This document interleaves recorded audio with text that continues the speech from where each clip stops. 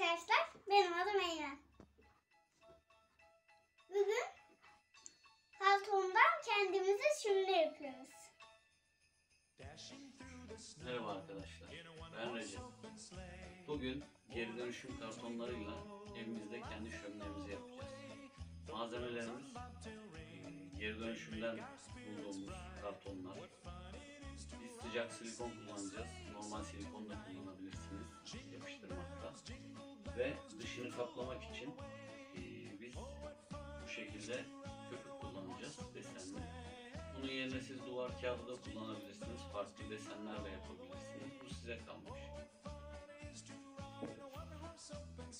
Evet, videomuza başladığımızda büyük karton olarak genelde bu alt yapıyı oluşturmak için televizyon kutuları ölçüleri çok ideal oluyor.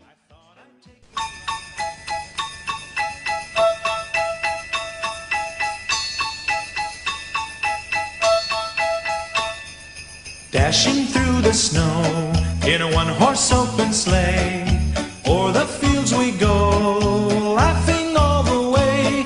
The bells on bobtail ring, they make our spirits bright. What fun it is to ride and sing a sleighing song tonight. Jingle bells, jingle all the way. Oh, what fun it is to ride in a one-horse open sleigh.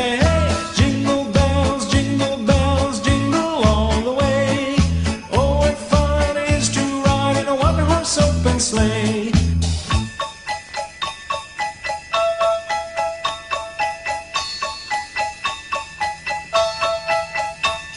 A day or two ago, I thought I'd take a ride, and soon Miss Fanny Bright was seated by my side. The horse was lean and lank, misfortune seemed his lot.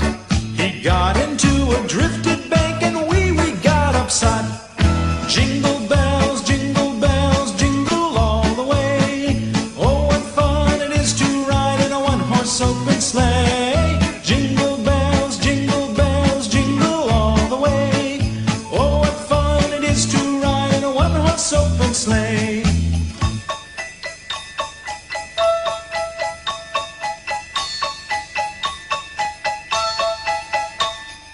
Now the ground is white, so go it while you're young. Take the girls tonight and sing the sleighing song. Just get a bobtailed nag, 240 for his speed. Then hitch him to an open sleigh and crack, you'll take the lead. Oh, jingle bells, jingle all the way. Oh, what fun it is to ride in a one-horse open sleigh. Jingle bells, jingle all the way. Oh, what fun it is to ride in a one-horse open sleigh.